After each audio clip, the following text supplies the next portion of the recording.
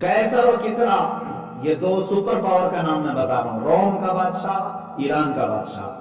روم کے بادشاہ کو قیصر کہتے تھے، ایران کے بادشاہ کو کسرا کہتے تھے. جب حضرت عمر فاروق رضی اللہ تعالیٰ عنہ کے زمانے میں یہ دونوں بھی کنٹریز فتح ہو گئی، یہ دونوں سپر پاور ٹوٹ کر بکھر گئے.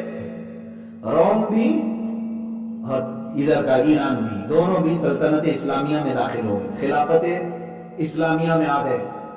اب مسئلہ یہ تھا کہ حضرت عمر فاروق رضی اللہ تعالیٰ عنہ کے پاس صحابہ وہاں کا مال غنیمت لے کر کے آئے. مال غنیمت کس کو کہتے ہیں؟ جب دشمن ساری چیزیں چھوڑ کر چلا جائے تو جو بچا ہوا مال ہے وہ فتح پانے والی جماعت کا ہوتا ہے. تو صحابہ وہاں سے مال غنیمت لے کر کے آئے. اس مال غنیمت میں ایک بہت ہی قیمتی قالین بھی آیا، وہ کسرا کے ہاں دربار میں بچھایا جاتا تھا.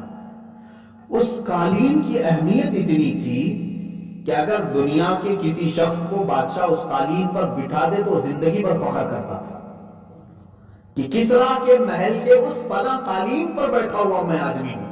وہ فخر کر کے لوگوں کو بتاتا تھا کہ وہ بہت ہی قیمتی قالین تھا، اور ایسے ویسے کسی ہر آدمی کو بٹھاتا بھی نہیں تھا.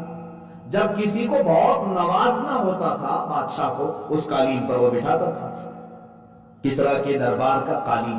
اب جب کسرا کی ساری سلطنت ٹوٹ کر بکھر گئی تو وہ قالین بھی مال غنیمت میں آیا.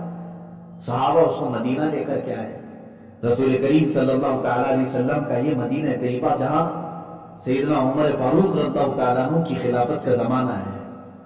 صحابہ نے کہا یا امیر المؤمنین، مال غنیمت میں بہت قیمتی چیز آج ہمارے ہاتھ آئی ہے. کہا کیا چیز ہے؟ کہا وہ قالین جس پر بیٹھنے کے لیے ہر کوئی تمنا کرتا تھا، کسرا بادشاہ کے دربار میں بچھا ہوا قالین، اور اس پر بیٹھ کر کے جانے والا زندگی بھر فخر کرتا تھا.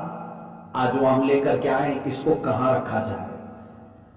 کیا آپ کی کرسی اس پر بچھائی جائے یا منبر پر رکھا جائے؟ کہاں رکھا جائے؟ سنو میرے عزیزو، امیر المومنین نے فرمایا اے میرے صحابہ لاؤ اس قالین کو. دیکھا نہایت ہی نفیس عمدہ قیمتی قالین. حضرت عمر فاروق رضی اللہ تعالیٰ عنہ نے فرمایا مسجد نبوی کے دروازے کے باہر بچھاؤ، ہر نمازی اپنا پیر پوچھ کر اندر آئے گا. جو رسول اللہ کی مسجد میں آئے گا وہ اپنا پیر پوچھ کر کے آئے گا. یہ ہے مومن کامل جو بتاتا ہے عزت ہے تو رسول اللہ کے قدموں میں ہے. ہم قالین پر بیٹھ کر کے زندگی پر فخر کریں گے؟ فرمایا اس قالین کی حیثیت رسول اللہ کے غلاموں کے تلوے ہیں، ان تلووں کے نیچے وہ قالین ہوگا.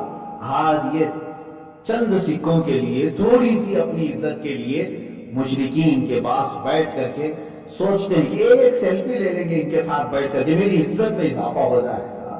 تمہاری سیلفیاں جو ہے یہ ساری چیزیں دوزخ میں لے جائیں گی. کسی کے ساتھ بیٹھ کر کے تم یہ سوچتے ہو کہ میری عزت میں اضافہ ہو جائے گا، دکھاؤں گا میں سب کو فلاں لیڈر کے ساتھ بیٹھے ہو، یہ دیکھو سیلفی ہے. میرے عزیز تو فخر کرنا تو اس بات پر چاہیے تھا کہ میں گنبد خضرا کی چھاؤں میں آیا ہوں، میں میرے آقا صلی اللہ تعالیٰ علیہ وسلم کے دربار میں آیا. اگر اپنی نسبت پر فخر کرو تو یہ تمہارا حق ہے. اس لیے کہ حضرت عمر فاروق نے بھی بتایا جب ان کو امیر المومنین کہا گیا تو وہ رو پڑے. کہا کہ اے لوگو آج جو تم نے مجھے بلایا امیر المومنین، یاد رکھنا میری اپنی حیثیت تو یہ ہے کہ میں خطاب کا وہی بیٹا ہوں جس سے بچپن میں 2 بکریاں نہیں سنبھالی جاتی تھی. آج میں 6 ملکوں کا تنہا نگہبان ہوں صرف اس لیے کہ میں دامن رسول سے وابستہ ہوں.